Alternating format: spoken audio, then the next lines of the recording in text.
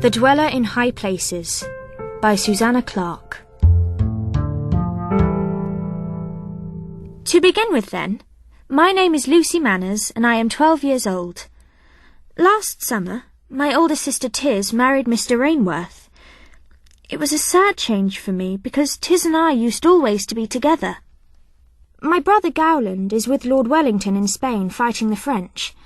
So when January came, Papa said he was tired of my long face and he sent me to school, to Mrs. Hackett's in Great Titchfield Street. On the first day, 2 girls approached me. I was pleased, thinking to make new friends, but I soon discovered that that was not their intention. Instead, they called me Skin and Bones, said that my muslin was frayed and my shoes were old-fashioned. There was no end to my faults, according to Emmeline Twist and Amelia Froggatt, and not content with calling me names, they tried to make me afraid with silly stories about ghosts. "Oh, have you not heard?" said Emmeline.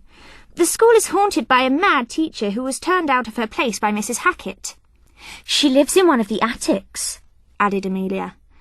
"Sometimes you can hear her speaking in foreign languages, and sometimes she will call to you down the chimney." "And," said Emmeline with great satisfaction, "those girls who she speaks to die before the week is out." "I do not believe it," I said. "Who has died? No one at all, I expect." One bleak and windy Thursday, Mrs. Hackett gave Emmeline, Amelia and me a long list of German verbs to learn.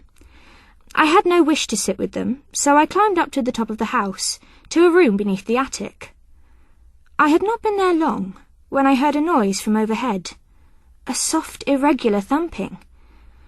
I barely had time to consider whether or not I was frightened when a starling tumbled down the chimney and began to fly about the room, battering itself against the walls. A voice hissed down the chimney. "Englishman, Englishman, my bird has flown down. Fetch it up if you please." I thought this a little rude. Nevertheless, I called politely up the chimney. "I beg your pardon, ma'am, but what do you want it for?" "Foolish question," cried the unknown lady. "To eat it, of course." I opened the window in the hopes that the bird would fly out. Then I ran out of the room and up to the attic. It was very dim, with just one skylight that let in the wind and the rain. It smelt of dead things. Something crunched beneath my foot. I looked down and saw that there were little bones, as of birds and mice, scattered over the floor. A dark shape was moving in the dimness. I could not at first make it out, but then I saw a woman's face, and my heart fell to the bottom of my stomach. Her face was at the wrong end of her. It was at the bottom of the dark shape, and her chin was no more than an inch or 2 from the floorboards. I thought I would faint. Suddenly, she stepped into the shaft of gloomy light, and I saw that she was not a woman at all. She was a lioness for the most part. She had, besides, a pair of bedraggled wings, and a sweet but anxious face. Her human breasts were modestly covered with a ragged blue shawl, and her hair had been put into curl papers long ago and never taken out. It was full of knots and tangles. She was altogether such a wretched sight. I could not help but pity her from my heart. We stared at one another. Her lion's tail went from side to side thoughtfully. "I beg your pardon, ma'am," I said, "but are you not a sphinx?" "No," she said airily. "I am the Sphinx. Egyptian sphinxes are many, but the Greek sphinx is only one." "Oh." There was a little silence. "I wonder, ma'am," I began timidly, "if I might comb your hair for you? It certainly needs it, and it is a thing I love to do." She gave a haughty little nod, so I pulled a comb from my pocket and began. Her hair was exactly the sort I liked best, a soft golden colour with a natural curl. "Good maids are hard to come by," I said. "The same for monsters as for human ladies, I suppose." "Monsters?" she cried indignantly. "Who do you call a monster?" "I beg your pardon, but you have the body of a lion and the face and breast of a woman, and— Oh, what nonsense you talk. The world is full of monsters, of which you are certainly one. A fact I would usually be too polite to mention, but you drive me to it. A lion is a sphinx's body with a cat's head on top, which is a very horrid thing. Man is worse. In man, the beautiful head and breast of a sphinx are defiled by the arms of a nasty ape and legs like a forked parsnip. She shuddered. Ugh! There was a whir of wings in the darkness. Her head whipped round. Bird, she said. Starling. They are not a bit kind. They call me spiteful names. Oh, said I know what you mean. There are 2 ignorant, ill-bred girls here who do the same to me. Bite them in 2, she suggested. I do not think Mrs. Hackett would like it if I did that, and anyway my mouth does not open so far. Mine does, she said with much satisfaction. Despite her quarrelsome nature, we became friends that day, and whenever Mrs. Hackett sent me work to do by myself, I would run up to the top of the house and climb out of the skylight onto the roof, and there we would sit, companionably together. She loved to be in high places, looking down at everything. If ladies or gentlemen rode along Great Titchfield Street on horseback, she would peer over the parapet and mutter, Centaurs. Nasty creatures. One day, as I was combing her hair, I said, How did it happen, Sphinx, that you came to London? Oh, that is easily told. I came in a ship attended by handsome young mariners. It was all arranged by a Frenchman called Monsieur Fauval. You see, Lucy, Monsieur Fauval lives in Athens, and it is his task to purchase the most beautiful Greek carvings and sculptures and send them back to France. Imagine his dismay when he discovered that a Scottish lady and gentleman, Lord and Lady Elgin, had arrived in Athens for the same purpose.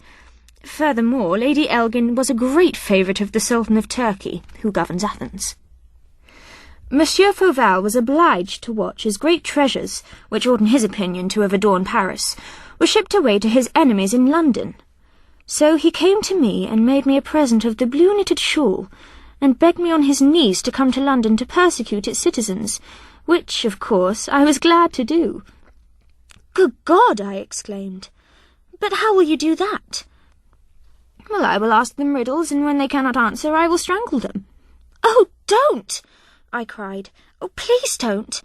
I mean, why should you? It is not as if Monsieur Fauval's present was particularly nice. I can bring you a much prettier shawl than that shabby old blue thing. It is not a matter of presents, she said with dignity. I am the throttler. I am the questioner. I am the guardian of dark doors. I am the dweller in high places. I am a blight upon man. Well, if you say so, dear. It really doesn't sound very nice, but if I remember the tale of Oedipus correctly, he guessed the answer to your riddle, and you were obliged to throw yourself down and dash yourself to pieces. The Sphinx yawned. Yes, Oedipus did claim that, did he not? When will you begin? In London, I mean. Any day now, she said, and began to lick her paw. Privately, I did not think she was quite so industrious as Monsieur Fauval had hoped when he chartered his ship. She had no great opinion of Mrs. Hackett's methods of teaching. I do not think you are learning anything useful, Lucy. Fortunately, I know many wise teachers. My brother, Cerberus, he who guards hell, will fetch up dead people to tell you all their secrets. And then there is Lamia, a delightful girl with the most elegant green scale tail. Oh, you will dote upon her. She will show you how to pluck your eyes out of their sockets and put them back in again. She never explained to me why she thought this would be useful. One day in late February, when it was near to sunset, I said, Sphinx, dear, you know that I am very fond of you and that I wish you would stay in London.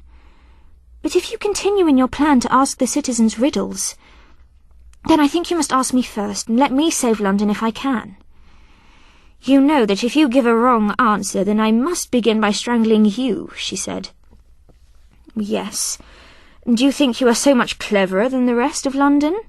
No, indeed. I don't think I am clever at all. But I know you, Sphinx, and perhaps that will help.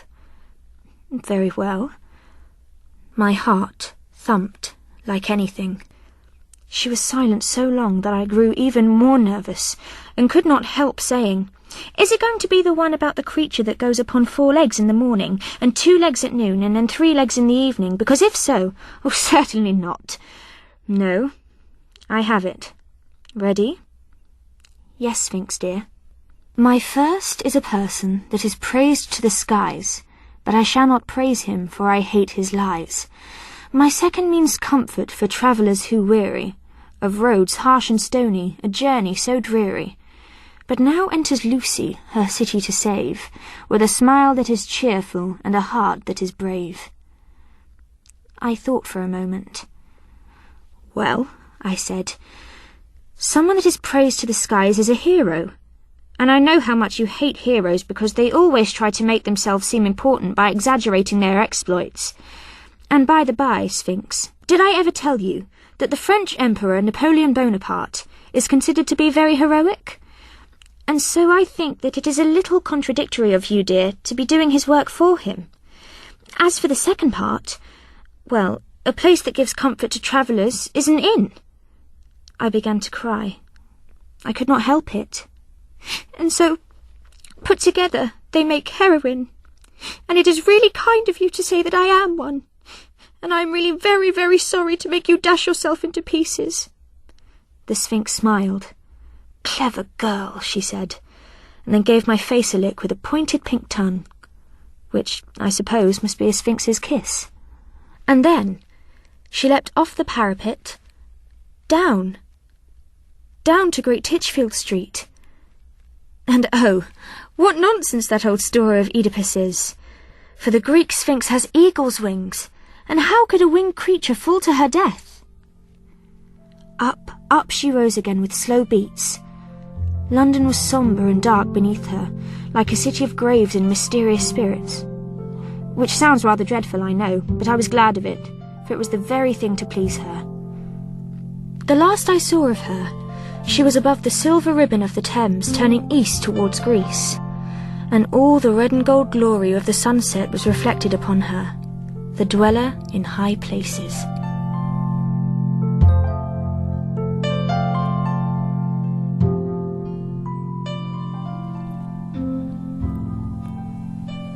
The Dweller in High Places by Susanna Clarke was read by Georgina Hagan. The producer was Gemma Jenkins.